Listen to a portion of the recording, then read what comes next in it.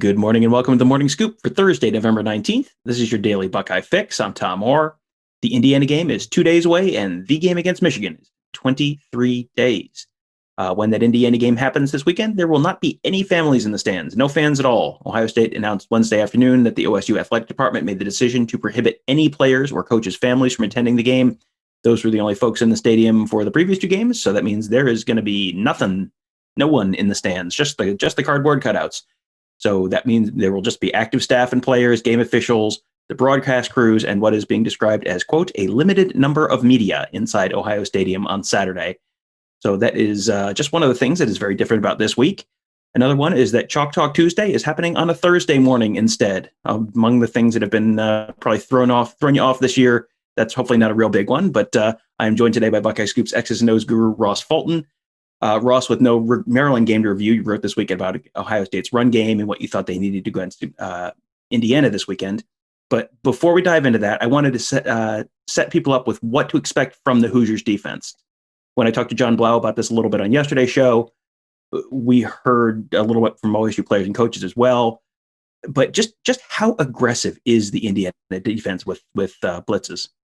Yeah, so it's aggressive and not so aggressive, if that makes sense. So they will frequently, I'd say probably nearly 50% of snaps, bring five guys, five rushers. But when I say it's not so aggressive, they do it in the context of it's generally a zone blitz. They are, bringing five and dropping six essentially, and they try to keep a two deep zone. So they keep their two safeties back. So they're trying to, and they'll bring pressure from a variety of places, but they're not sending six or seven guys. They will, but that's not sort of their bread and butter. Instead, they really like to, what I would call run blitz. So they like to, blitz a corner or the overhang with, their sort of nickel hybrid player on early downs to try to create, a negative run play or a play for minimal game and force teams in second and long. So it's a blitzing while also trying to sort of protect themselves against giving up big plays. And, it's interesting that you're talking about the way that they're blitzing, but only doing it with five guys. That was actually something Greg Madison talked about during interviews on Wednesday afternoon, that, you hear people talk about blitzing and it's like, oh, they're bringing 6-7 guys. And Madison said, no, that's not that's kind of the old school blitzing. Now you're just bringing different guys, and it's more creating confusion than just purely, the number of guys you've got coming, barreling at the quarterback, because I think offenses have kind of basically figured out if they do that, here's how we can defeat that. So you just kind of have to confuse them and get them out of that rhythm. And, you normally think of blitzing as being targeted at the quarterback in the passing game. And Indiana does do a bunch of that. But as you said, they do a lot of run blitzes. And that was one of the things you wrote about this week.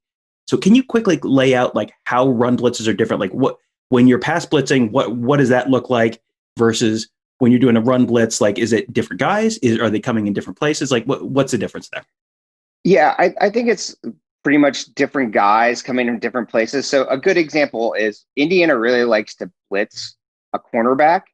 So that's generally something you wouldn't do on a passing down. You obviously, want to rely on your corners if you have to defend the pass. But on a rundown, especially from the boundary or the short side of the field, a lot of defensive coaches, Greg Madison's another one, really like to bring that boundary corner who essentially becomes like the force support, because you generally have less players to the short side of the field. And so you basically hope to, again, catch the offense. You figure they're more, especially in college football, more likely to run than pass on first down. And so we think we have a good shot to add an additional number in the box with our corner and bring it from a different angle. And so that's a lot of what I see Indiana doing. They'll sort of interchange either that corner or what I call the overhang defender, which again is sort of like that nickel hybrid that you see in college football that plays between the tackle and the slot receiver. That's why it overhangs the box. That's the term. And then, or the other thing they like to do, which is again what I consider a run blitz. It may not even be a called play in some instances, but if one of their inside linebackers sees run action to their side, they'll try to shoot the gap. So instead, Ohio State generally, the traditional way you have linebackers play is they scrape over to defend the gap they're responsible for.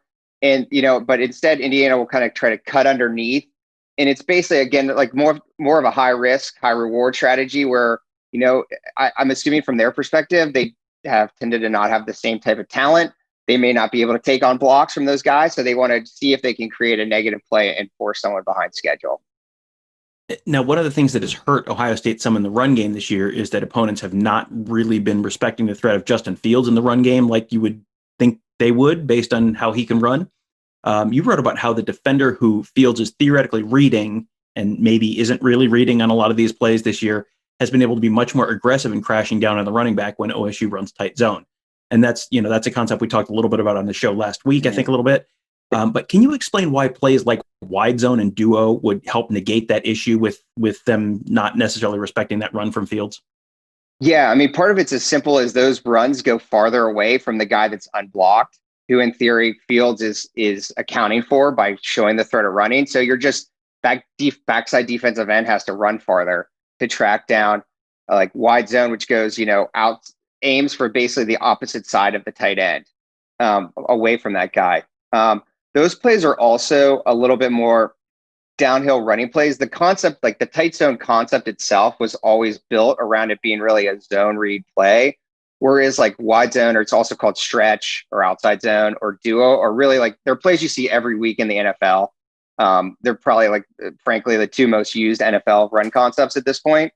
And so they don't require a quarterback run threat. You can include it with them, but they work just as well. Ryan Day is big on every play needs to have constraint plays built into it or counters, but they work just as well with a lot of the play action passing that we see Ohio State doing. That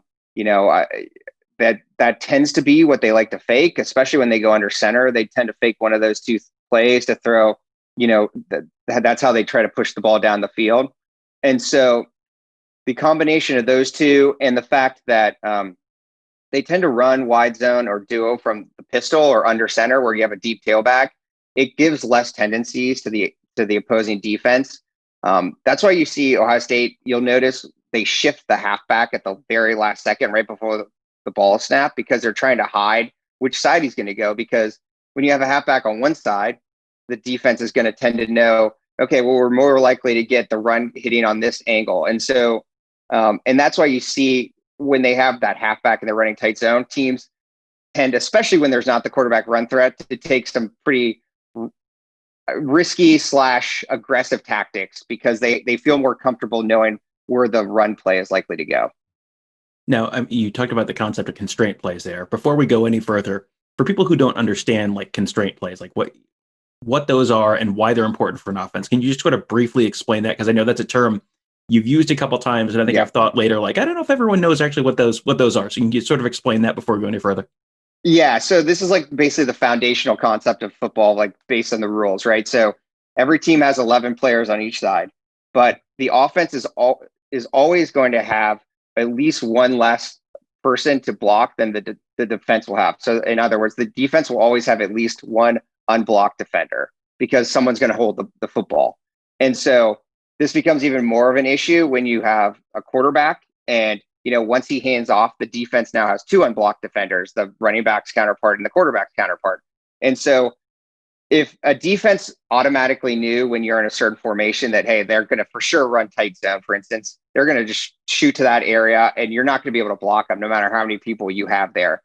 So when I say constraint, it literally means to constrain the defense from overplaying certain plays. So, you fake, the classic example is play action passing. You fake the run and you roll the quarterback out. And so if that unblocked defensive end that we were talking about, if he overplays and crashes down to tackle the running back, well, now the quarterback's rolling out and he's, has an easy passing lane or can run. And that's where the zone read concept came from. That is like, hey, this guy's going to be unblocked. So even better than having to pre-snap call a run or a pass, we're going to have the quarterback read it as the play is going on and he can decide based on what the defense does. Now, one of the great ideas with there is, you've got the constraint plays and the run can potentially set something up in the pass game if they're crashing real hard. So if Indiana is crashing real hard and being very aggressive, how can this run concept you just talked about set up that passing game? Yeah, so the same thing. So if Indiana is going to blitz a corner or blitz their overhang defender thinking that they're going to get a run play, and again, they try to keep, so the concept of a zone blitz, you mentioned Greg Madison talking about coming 5 from different places, right? So the concept of a zone blitz is like They know they're not going to be able to cover every zone they would if they've dropped 7 guys back. They only have dropping 6. But the hope is that they've covered enough ground and the quarterback, they've caused enough confusion that the quarterback will hold the ball and they can rally and tackle. But if they bring the run blitz and you pick it up, and you have that gives plenty of time and plenty of open grass for Ohio State to throw. And so, I mean, last year is a good example. Ohio State hit a lot of early down play action passes against Indiana, where there's just a lot of space when you're bringing 5 guys and they have to cover, Chris Olave and Garrett Wilson. Particularly like, Justin Fields is great at hitting those like deep outs that most corners and, most teams have to give that depth to protect themselves against Ohio State, or then, hitting the deep throw off of hard play action to Olave.